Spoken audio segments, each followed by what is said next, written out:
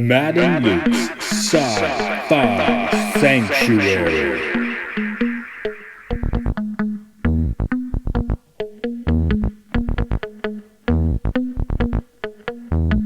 The year is 3013. The galaxy is scintillating in the mellow light. Two galactic pilgrims seek out vistas in the samurai future to bring forth the unity of the cosmic shaman. Opening the door of the pantheon of mystics, the evil sorcerer wizard powers the engine of science, seeking to forever alter the sacred balance, travelling on effervescent balls of summer fire.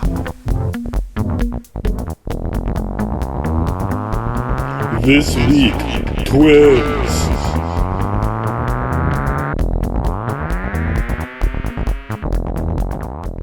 In the year 1883, Nietzsche predicted the Übermensch, but he wasn't born until the year 1953. Is that the actual correct date for the Schwartz?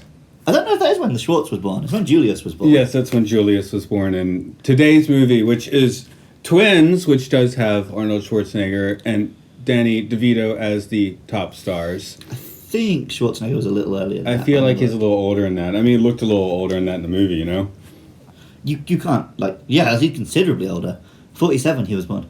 Oh, okay. I guess he's the same age as my dad. He's Okay. 72. Right on. So, okay, there's a 6-year difference. Not the end of the world there, but Yeah. he's not that 35 as claimed in Twins. But he also doesn't look like a human being, so, who the fuck knows what age he is.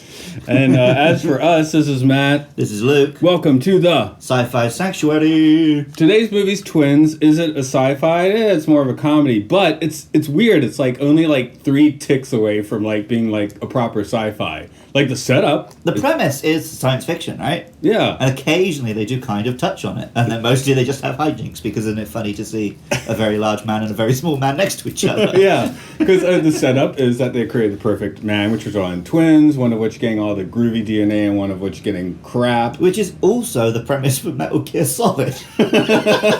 They go to Los Alamos. They've got like this weird sci-fi engine in the truck. Yeah. Excuse me, trunk of the car. Yeah. I forgot all about the, jet engine subplot. Yeah, I mean, there's so many things here that are just like, just 2 ticks from sci-fi. But the fact is, one, we like to talk about Schwarzenegger, so, yeah. And I saw news that the actress in here, Kelly Preston, died. I'm like, oh, let's do Twins. So now we're doing Twins. That's basically the beginning and end of that. Sad to hear, like the movie, here we are. Yeah, fair enough. We talked about it recently, right?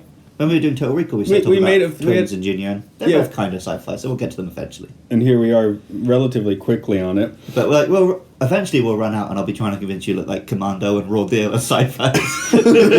You see, a raw deal. That's a science. The deal is based on science and fiction. It is science fiction that Schwarzenegger exists. There we go.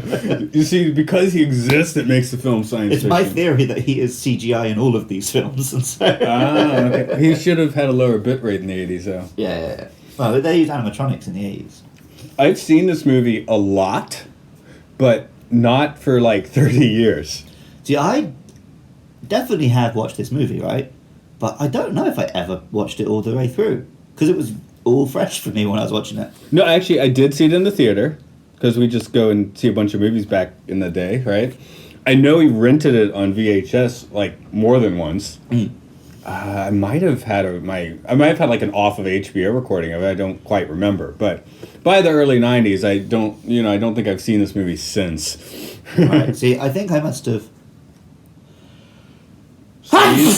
Sneezed loudly. Yeah, but then also I think I must have watched it because I definitely picked it up on DVD when I was on my big Schwarzenegger kick in my teens. I probably just watched it late at night and fell asleep, so I've just seen the first third a few times. Oh, okay, because so many more things happen later in the movie. Yeah, well, that's what it is. I was just like, okay, they meet, they have some wacky hijinks. I was like, okay, this is going all over the place.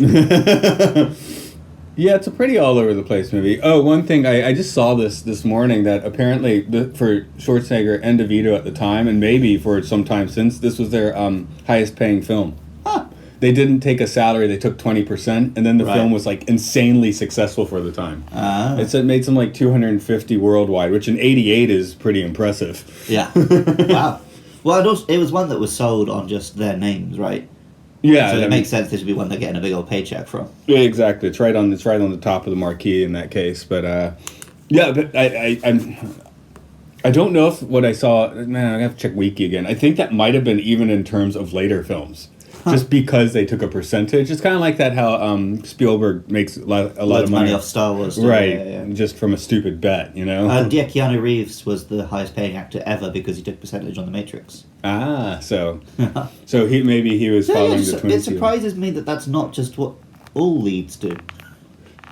Well, I guess when you're starting out, that's risky, right? You want the paycheck up front, but... Yeah, it's kind of... By the time you're like The Rock, why wouldn't you just always ask for percentage? Yeah, it's kind of a big dick shake, I guess, in Hollywood. I don't know how this stuff works, to be honest. But, in terms of, up front, it's like, look, you don't have to pay me anything yet, and if the film does well, then you can pay me, so... Yeah, you already got money in the bank, you're good to go. So he'd already commandoed and stuff.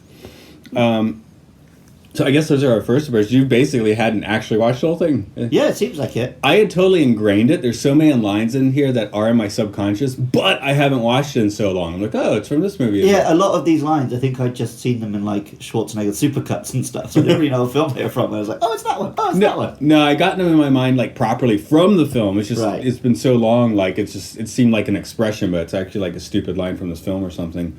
Now that I'm on the spot, I can't think of a specific example, but oh well. Yeah, me too. It wasn't me. Gravity was his enemy. The pavement was his enemy. Oh, yeah. That's not one of the ones in my mind, but yeah, I get it. Yeah, that sort of thing, right? Yeah. There is quite a bit of story here. I guess I'll do that. Oh, are you doing that? I thought I was doing that. Oh, we could both do it at the same time. I bet mine's more svelte and... Oh, I'll roll it today then.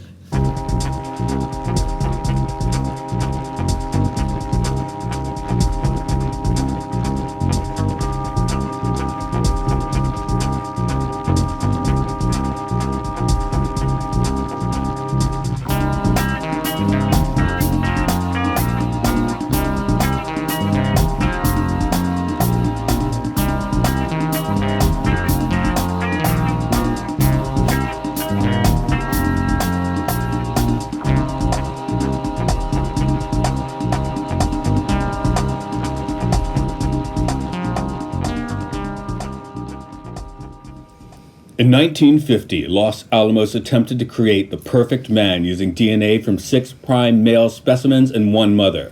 What they got were twins. Julius Benedict is that perfect man who has spent his life on a tropical island being nurtured and cared for.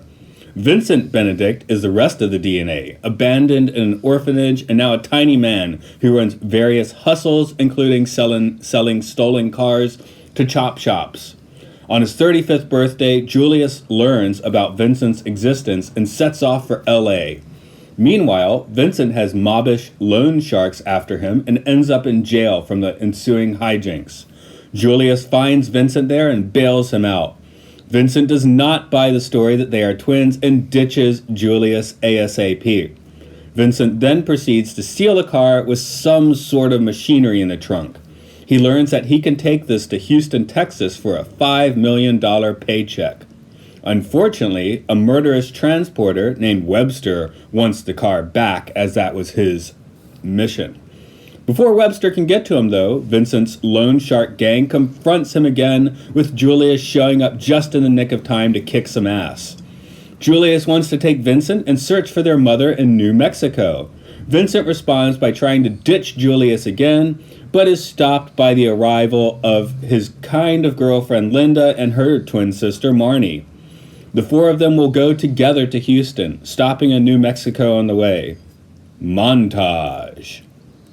They find the professor originally in charge of the Perfect Man project at Los Alamos, who gives them a tour of the facilities and tells Vincent that he is genetic trash. After another run with the loan sharks in a bar, the foursome have a sexy night and head off for the artist's colony where the twins' mother lives. They meet her, but she thinks they are running a scam and conceals her identity. She was told her sons died at birth. Vincent is in a foul mood and ditches his traveling companions to get to Houston. Julius takes a plane to catch up. Vincent makes the $5 million deal, but Webster then catches up to murder the buyers and sets his sights on Vincent. Julia shows up just in the nick of time as the brothers drop a mountain of steel chain onto Webster. Julius decides that they must do the right thing and turn in the money and the engine. This makes them media sensations, and their mother returns to her boys. Then the sets of twins have sets of twins.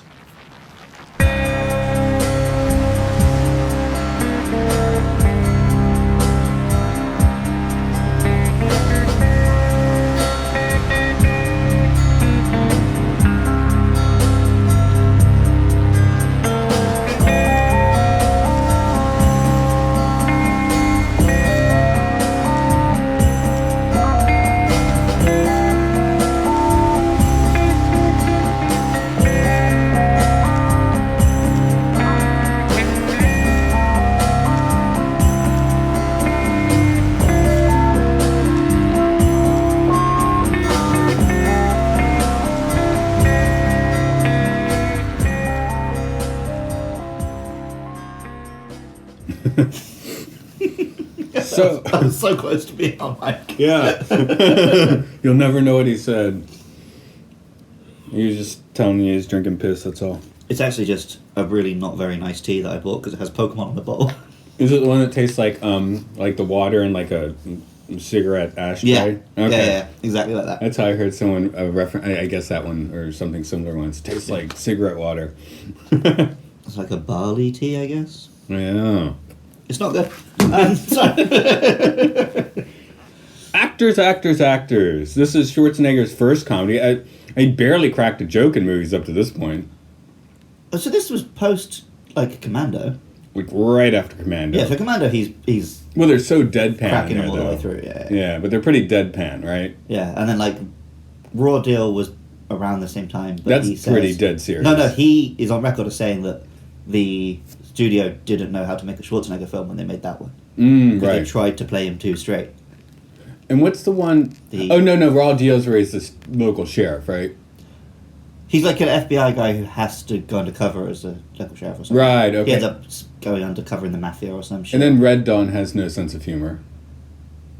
Red Dawn has hella... No, Red Dawn is a comedy, but he's the straight man. There we go. He doesn't get to make the jokes in that one. Because he's got Belushi, right? Yeah, but like the one that isn't as funny and is still living. Yeah.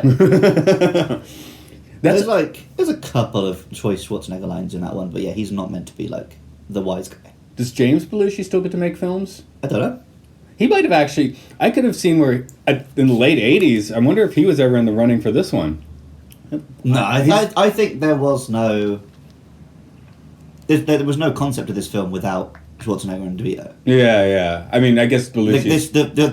The premise behind this film is those two look funny next to each other. Yeah, I guess Belushi wouldn't quite have that contrast in full effect. Danny DeVito... These days it would be The Rock and Jonah Peter Hill? Dinklage. Oh, yeah, okay. Both kind of work. Yeah, Jonah Hill, yeah, but he's dumpy, but he's not that short, I don't think. Yeah, that's a good point. Yeah, I guess Peter Dinklage would be a little closer. I mean, Danny DeVito's just short, though. He's not actually... He's just short. Well, I think he must be pretty close to whatever the cutoff is for being a dwarf. But yeah, because I used to work with a woman who was 1 inch too tall to be a dwarf. Ah, okay. And he looks about her height. But yeah, I guess his career at this point, he done. Of course, Taxi was a big one. Hasn't done Batman Returns yet, has he? No, that's 91 or 92. Yeah. Had he done many? I feel like he was just a TV actor up to this point. Oh. He makes a bit showing in Cuckoo's Nest, I think. Yeah. It's been a while since I've seen that one. Yeah, that has a lot of interesting actors in it. Cuckoo's Nest. Yeah, I haven't seen it in so long that I only remember Nicholson, really. Yeah. I haven't seen it since I read the book, because it's one of those things where there's nothing wrong with the movie, but he's left so much out from the book that it's kind of hard to rectify. Yeah. I did note several times that someone should just yank his ponytail off, though. That's almost as bad as Tim Robbins' ponytail in High Fidelity. I mean, that's one of the few haircut options available to me, so... Bald at the front, ponytail at the back. Yeah. Are you going to go for that? No. No. Because I've discussed, I want to do the samurai top knot. Yeah. But there's 3 years of terrible hair before you get there. Oh. Because I've just got to have terrible hair, long at the back, short at the front. Mr. Burns shit going on. Long in the back. That's no, you can't do the mullet. That's what. No, if I ever find Business up myself front, like party in trapped the on a back. like deserted island for 3 years, then when I come back, I'll do all kinds of crazy hairstyles. But How are you gonna know it's gonna be 3 years? well, I mean, I'm not going to know, but I mean, I'm also not going to have any opportunity to cut my hair, right? Oh, So- right. Okay, good point. Congratulations, you're stuck on a desert island for 3 years. bargain. Yeah, Tom Hanks forgot to rock that, didn't he? Yeah. Anyway, yeah, Schwarzenegger. Tom Hanks has a full head of hair. That's the issue. I guess the thing. I know it's difficult for you to understand that, but some of us are blessed with great hair. Schwarzenegger, yeah, it's like this movie's generally stupid. He comes across as pretty smart, Yeah. even though he's playing a naive role. He just, yeah. He's actually doing a very good job in this of playing not his usual character. Yes. Because usually Schwarzenegger's the DeVito character, right? He's the one who knows everything. He's always cheeky and smart and whatever. But here he is so naive. Yeah, naive Schwarzenegger is fun, but then they just have those little snippets of action, which are like 80s, like full-on ass-kicking, which are fun. Yeah. Well, it's like because there is like a very sweet, friendly comedy core to this film. But then they're just sometimes like, oh, yeah, it's a Schwarzenegger film, so here's some shooting and fighting. Yeah. Subplot about, like, the mob. I know I put in my notes at the end, it's like, why did this suddenly turn to Commando? As the synth music hits it. Dun, dun, dun, dun, dun, dun. Yeah, it's got the tenseness. And then you see Danny DeVito running around. I was like, what's he doing here? Well, he's the swarmy henchman that's about to get off by John Matrix, isn't he? Yeah, or he'd be the comedy sidekick who dies before the final act to raise the tension. But this is twins, it's a different creature, so Yeah. it's generally wackiness punctuated by extreme violence. Yeah. But yeah, those two both are great, right? And then we got Quato. Yeah, I recognise him, so I was just looking him up then. I'm like, oh shit, that's who he is. No, I recognize him instantly, even when he's just showing up. Because at first I was like, oh, it's just the dude showing up to get his car and it's gone. Like, I Right. forgot that he was actually the villain. Right. I was like, oh, does he have like a bit role in here? And then he's in Total Recall. Oh, no, he's actually the villain here. Okay. No, well, no, I see, because I didn't recognise who he was, I just kind of recognised him. But I was just like, oh, this guy's the villain. No, I saw him. the way he turns up and he's just like, okay. No, I just saw him instantly. I was like, Quato! So I don't know why, but it's just stuck in. It was maybe because we just watched Total Recall, but probably has something to do with it. But yeah, because I looked him up, he doesn't have that many roles. But he's pretty great as, like, snarling 80s villain here. He should have done more of these. Yeah, because he's barely in Total Recall. I mean, he doesn't have much to do there. Yeah, because you're looking at the puppet on his chest while you're looking at him. Yeah, he gets like 3 lines before that. But yeah, it does make a good, the charming psychopath. He does it pretty well, which I guess you could redo as swarmy 80s villain. The female leads, of course, sort of the impetus here is Kelly Preston. Kelly Preston had just passed away, which at a too young an age, but she's playing a full 80s lady here.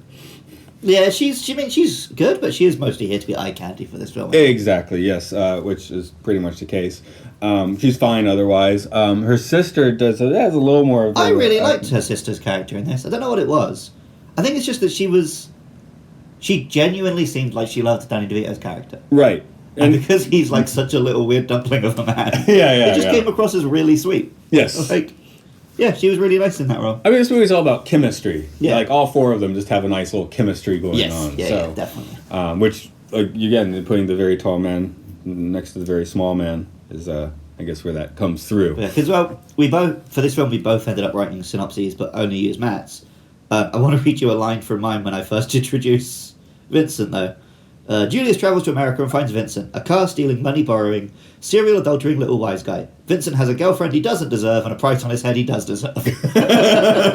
Okay, I guess I was going more for the news bulletin version in mind, but here are the facts of the story. There's multiple approaches to things. Yep. Is there anyone else in this? Yeah, so- we get the mob boss. No, I was going to say, he's got his little buddy who tips him off about cars he's going to steal. Oh, David Caruso, NYPD Blue, yeah. Yeah, well, and CSI Miami. Yeah, sorry, I guess in the 90s it was a big deal because he was on NYPD Blue, which was very successful its first season. Then he quit relatively quickly, so I guess the CSI was like, oh crap, that movie career didn't work out, I better get back to... I also recently saw him in the first Rambo. He's like the rookie cop in that. So, yeah, I keep seeing him in like bit parts. Yeah. But yeah, like you say, he never quite had that film career. Right. He's too ginger. Yeah. You can't be leading action man with hair like that. But you're okay for a procedural then? Yeah. Ginger's good. But also, he is a freaking joke in that show. I don't think I've ever watched a full episode, but I love watching just the cut of all of his, like, putting on the sunglasses, making the stupid pun, and then the theme tune plays. Okay. Like, Good. Okay. Looks like trouble. Found him. Yeah! I won't get fooled again! Yeah, honestly, I haven't seen that much with him at all. I didn't watch any of these TV shows, but I feel like on NYPD Blue he got like actual critical acclaim for like a year and then quit. So I'm never going to sit and properly watch CSI. No. But it's always on TV, so I had like my nan would watch it or people would watch it. So I did catch a lot of it. And it was always, his one was the only one that was actually fun to watch. Yeah, I was rolling through the, punk rock houses in the late 90s, I guess a few years earlier. So I remember the various iterations of Law and Order would always be on. Right. You sit with a bunch of punk rockers, like, aren't we going to go out and like screw some shit up and party and we're watching Law and Order? I had the same thing. I was at a house party.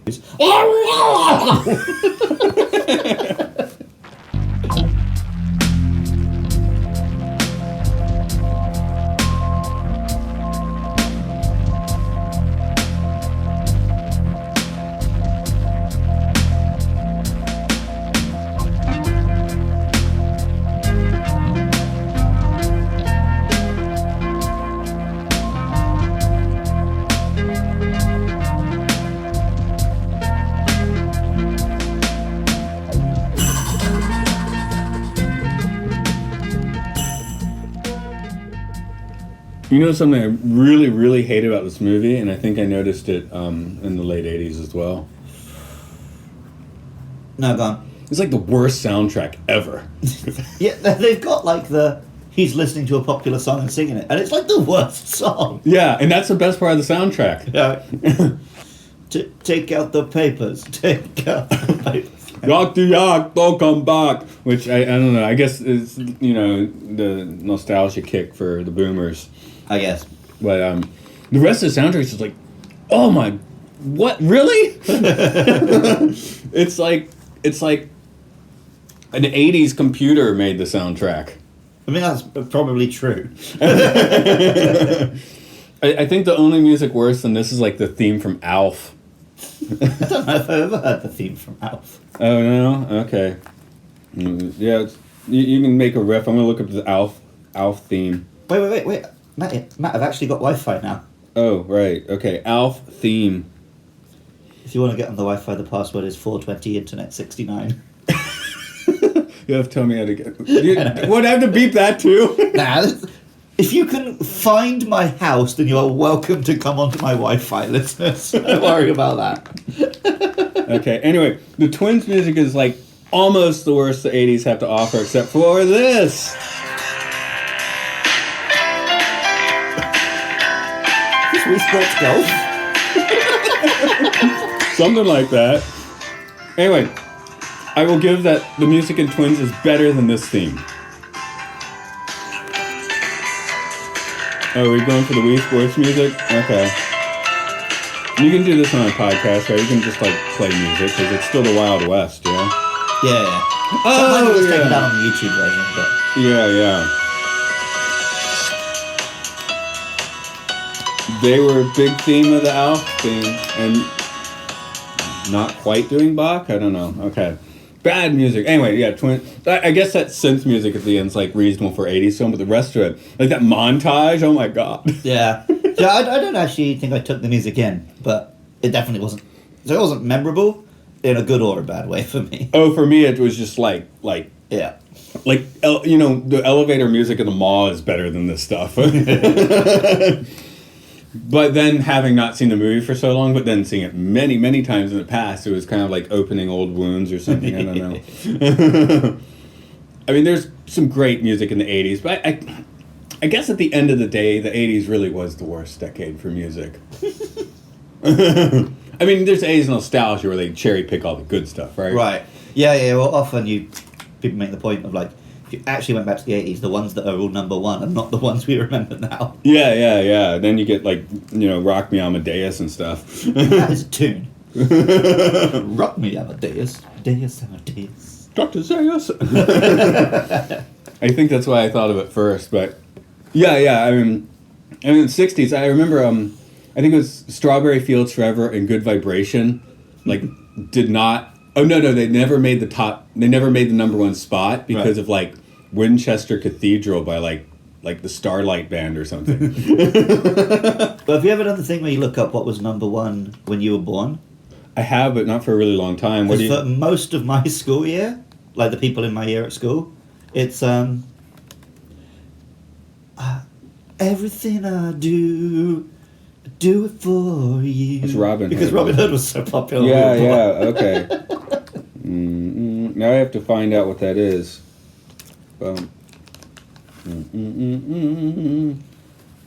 Number one. Number one with a bullet. I wrote number ein. My fingers are too big. Please mash. Number ein in the charts was. Okay, here it comes. Oh, hey, that's not bad. I Will Survive. That's cool. Oh, that's pretty good. Yeah, I can live with that. It's better at everything I do. I can do it for you. And at the number one spot, at the number ein spot is I Will Survive. There we go. What the fuck that was. Also, the whole point was because you said ein, but I still said van. Oh, there we go. I won. I want to suck your blood. Yeah, I guess that's my opening is like, Ivan Reitman's a good director, but this movie, I mean, it's not a particularly well-made movie. It just kind of works. Well, like you said, it just works because of chemistry. Yeah. Like There's basically nothing in the script here. There's no, like, great gags. It's fun to watch these characters. Yeah, there's no, I mean, the direction's not impressive. He's made good stuff, though. That's a weird thing. I'm like, where did he end up? Did they make this real fast? Was this just like let's party on the weekend and make this? It probably was like one of these two actors free.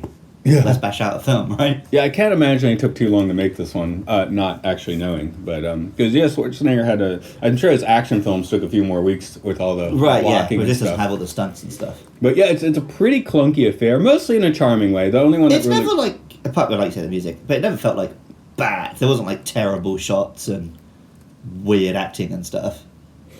The acting comes across pretty well. DeVito, I think he needs to settle in a little bit. Maybe he's too broad in his first, because I guess he's supposed to be a huckster as hard as he can. Right. So it takes him a little bit to, even as an actor, to kind of like, I guess, groove into the role.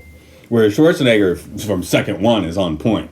Yeah. But I mean, he's Schwarzenegger. What'd you expect? Yeah, rolling off of his island in a little raft for 27 miles. Because that's what he does. Yeah. He don't give a shit.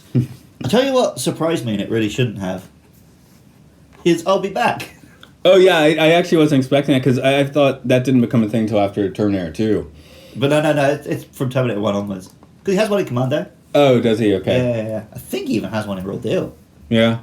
Yeah, he always has one. Oh, okay. But yeah, I just because it wasn't a very Schwarzenegger-y role. It wasn't an action movie. I just really wasn't expecting one.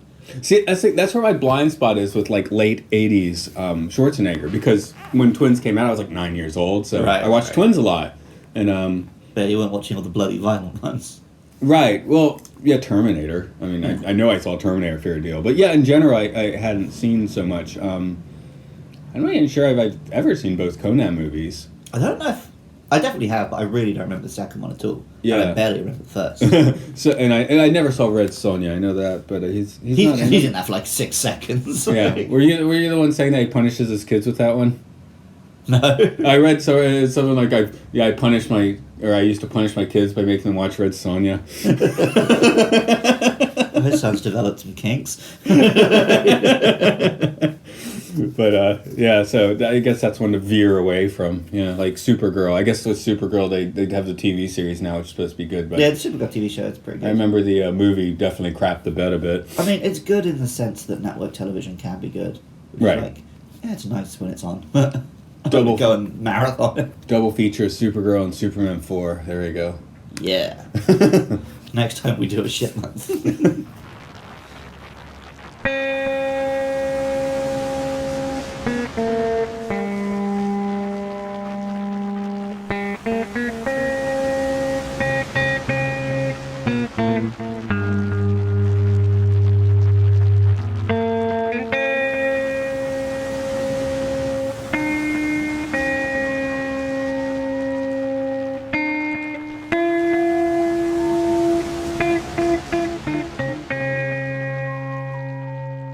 In a way, this film being from the 80s, it felt pretty quaint in places. Yeah. There were a few moments where I was expecting it to be much more cynical and grim than it was. So there's the bit where, like, Schwarzenegger's talking about how, like, we're going to be a family. And then DeVito's like, what, with a Christmas tree and a house? And we'll hug? Yeah, right, and I was so sure he was going to be sarcastic, right? It's like, yeah, get out of here. But it's like, no, he genuinely wants that. And then they have, like, a nice little hug. Yeah, I It's just nice to see. You don't see that anymore. I wrote, are we going Republican here? But that's because of Arnie's politics, right? Yeah, but he's a weirdly liberal Republican anyway. True, that is true. I don't have any particular... You know, like the Ronald as Reagan I've mentioned before, I Republican. wrote my A-level politics thesis on this. So here, I'll get a little more unquaint with it. It's a comedy about eugenics, is it? It's not eugenics. Eugenics is killing people. It's just genetics. Yeah, but eugenics But is it is- deciding it is a who's comedy born about, and who like, dies. yeah, Like, right. DeVito was the mistake in the experiment. But, like, the scientist is the bad guy. right. Like, as much as the biggest villain of this film is the guy who created them because he was wrong to do it that way. or and it's is it about- Webster who murders anyone who sees him? Yeah, he's just trying to make a buck. Okay. He does more murdering, though. The doctor's a little more mad scientist playing God, right? Right. So, Yeah, but Webster is just, like, generically criminal. But the doctor is just like, wow, this guy's abhorrent. well, It's he's like a big comeuppance when he gets a punch in the face. But he didn't cold-bloodedly murder people that just because they saw him. Yeah. So I guess is it in the shooting people in the face details, or is it in the Well, I mean, playing in a Hollywood movie, God with science, it's the doing emotional damage sticks with you more than just getting bang, shot bang, in the you're head, dead, right? Because we don't know those characters. Yeah, they're just nobodies, and also I'm desensitized to that. Bit parts. I guess that's where this is a little bit in line with late '80s Schwarzenegger films. Like, Yeah. I mean, this probably has about the same body count as Raw Deal. Yeah, it was just nuts. Like I said, I forgot, like, oh yeah, this is a Schwarzenegger from the 80s, so there's just pointlessly a bunch of shooting in it. Well, no, he mostly just kneecaps people. In terms of deaths, only 5 people die in this film.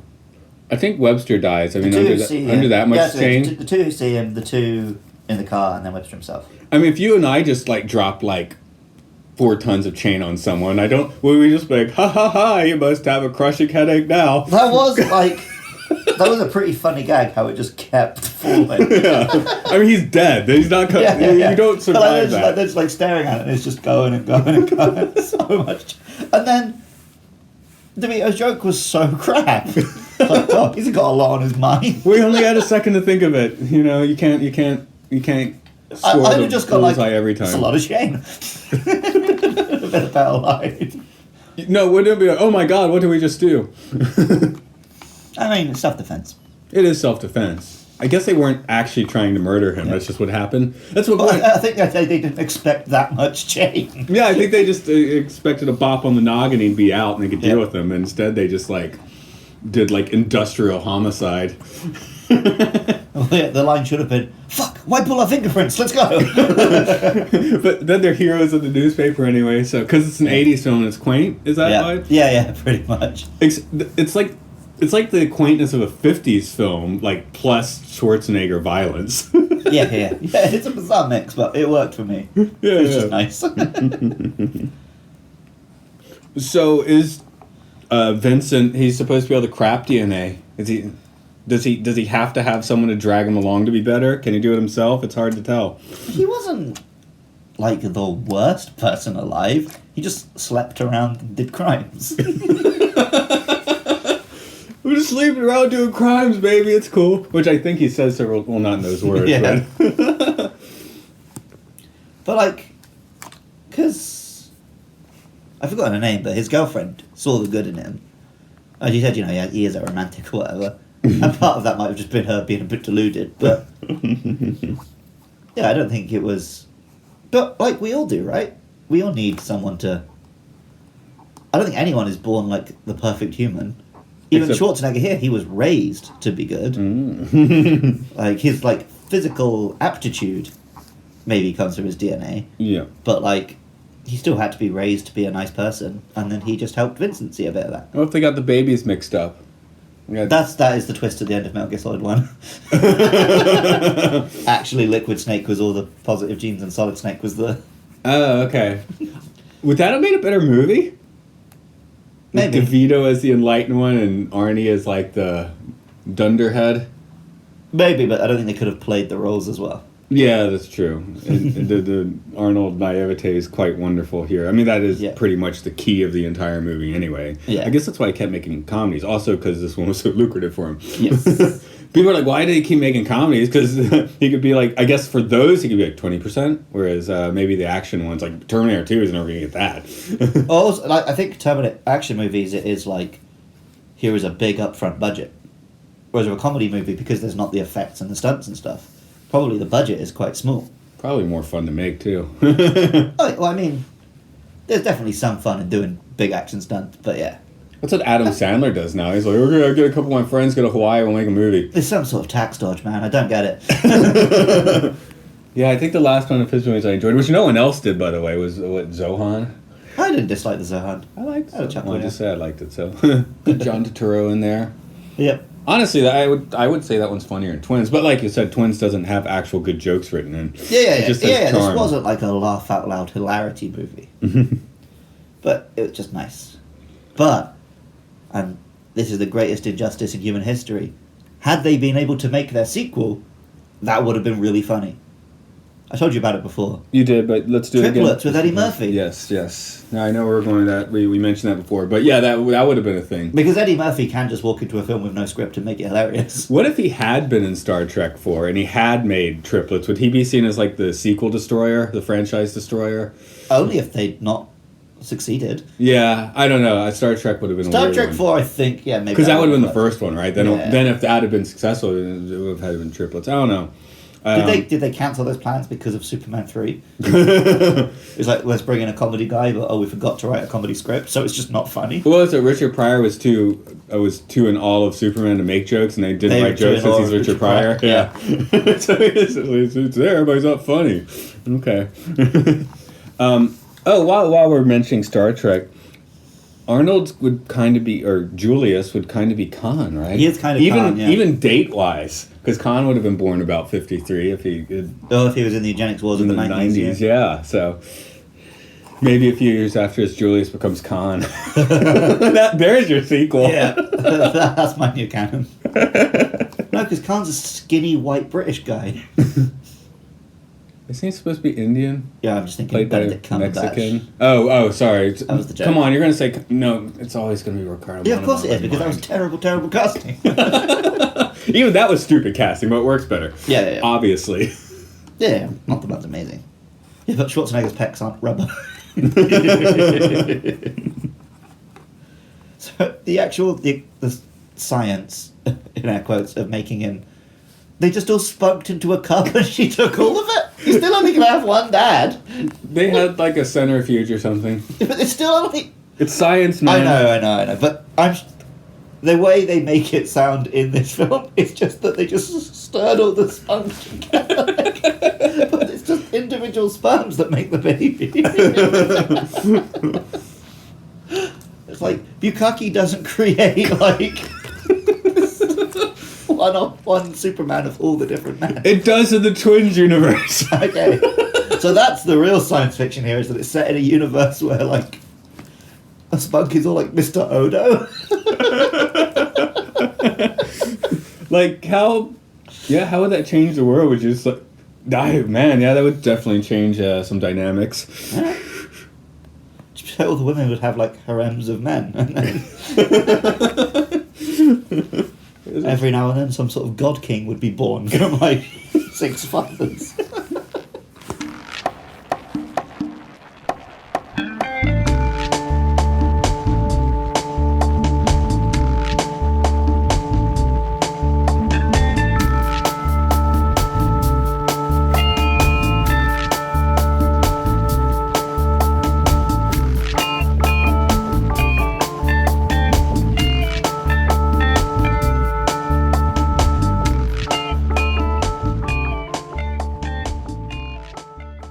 So, it's the year 2021. You're sat in the theatres, you're watching Triplets.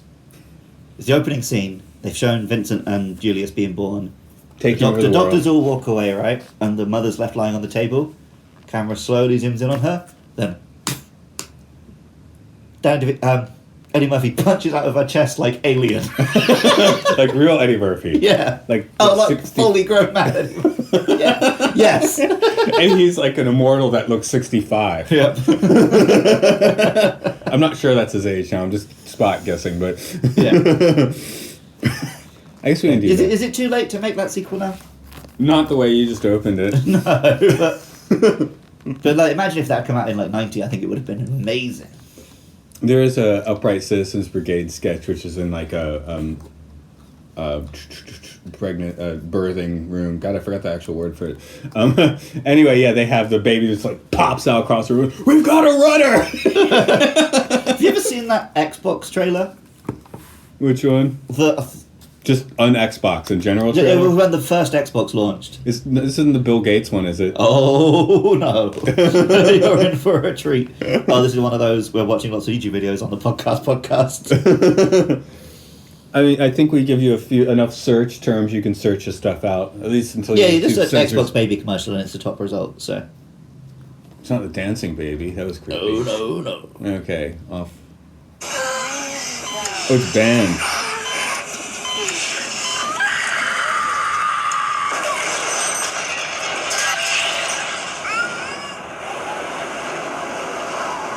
That's some amazing traction. Flight. He's in the air for years, is it? How does he get food?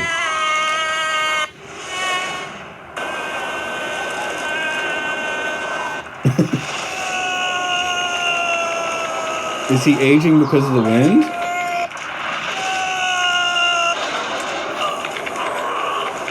Okay, now he's getting old. Into the grave. Is that a life well lived? Life is short. Play more. That's not good advice. Yeah, I remember seeing that on television as a kid. I think it was the wildest fucking shit. It said it was banned. I don't think it was on TV for long. Okay. So that commercial didn't hold up. This movie doesn't really hold up. When I was looking stuff up on it just now, it's like a 6.1 on IMDb. It's like a 40% on Rotten Tomatoes. I was surprised to see it that low.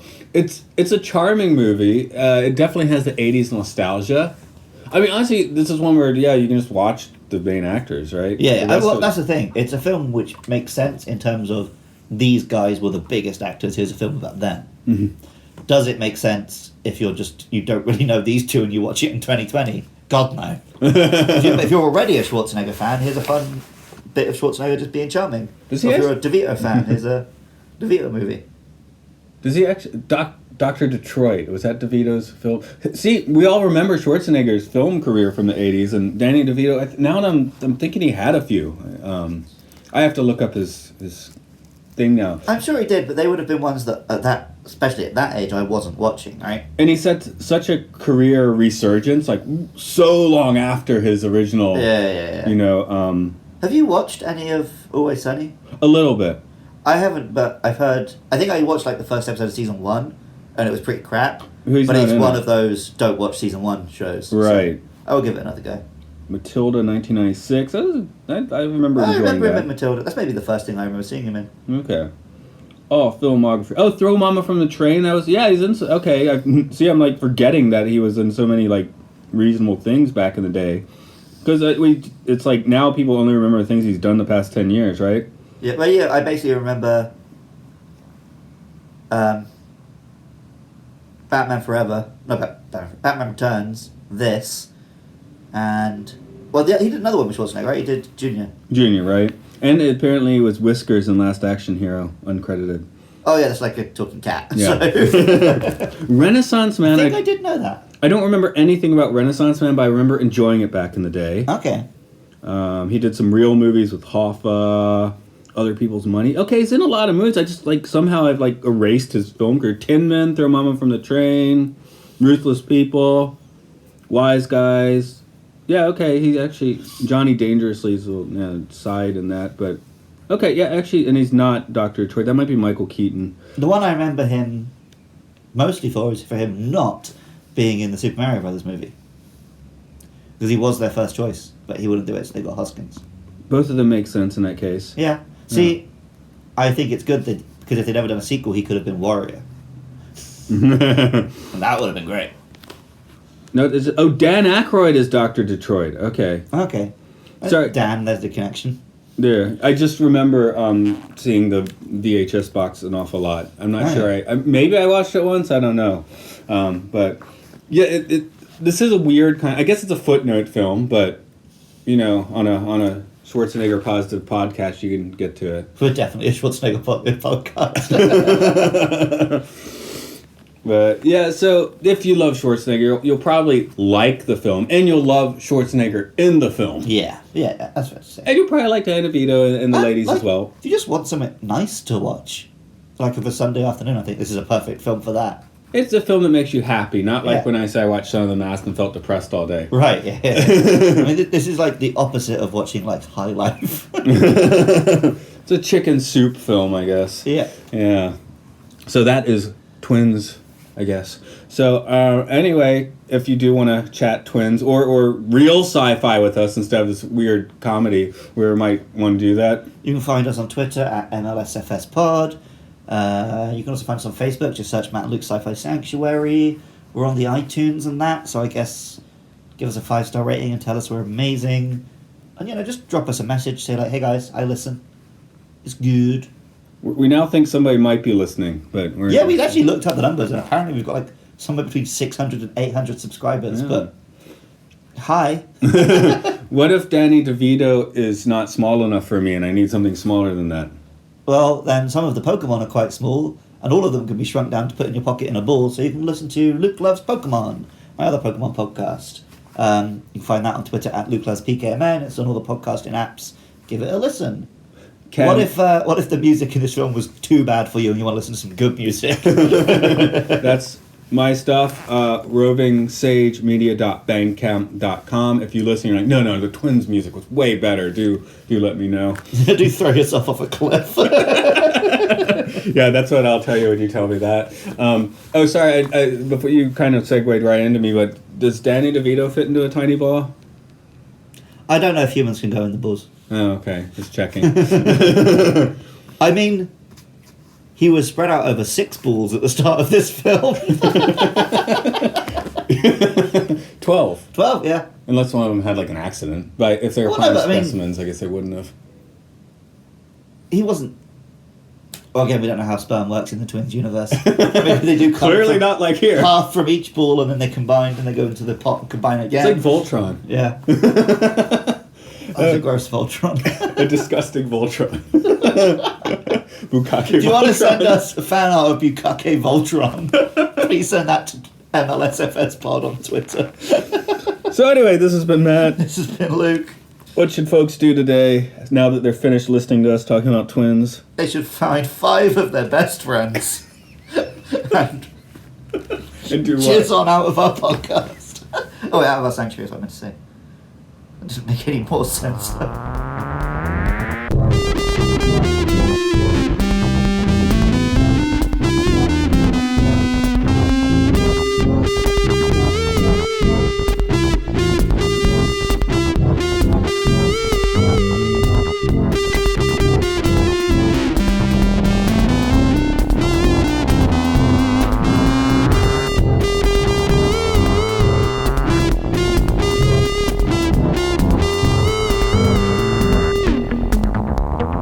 Next week, Short Circuit and Short Circuit 2.